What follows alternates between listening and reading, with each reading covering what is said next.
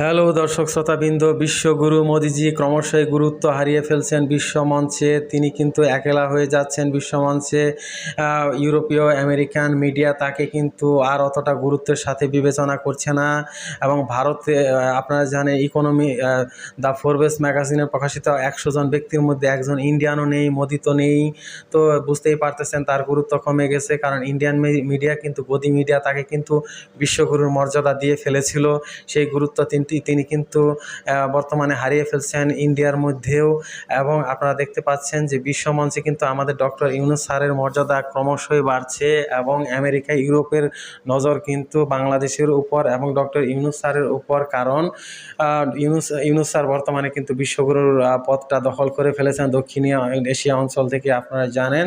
এবং ক্রমশই তিনি কিন্তু প্রভাব বিস্তার করছেন বিশ্বমঞ্চে এবং বিশ্বগুরু হিসেবে আবির্ভূত হবেন। কারণ ডক্টর ইউনূসকে ছাড়া তারা বুঝতে পারতেছে যে তাদের যে নতুন একটা রাষ্ট্র, খ্রিস্টান রাষ্ট্র দরকার, এটা কিন্তু আর সম্ভব হবে না। তো বিশ্বগুরু হিসেবে তারা এখন বর্তমানে কিন্তু ডক্টর ইউনূস স্যারকেই মানতেছেন। আপনারা কি মনে করেন জানাবেন সবাই।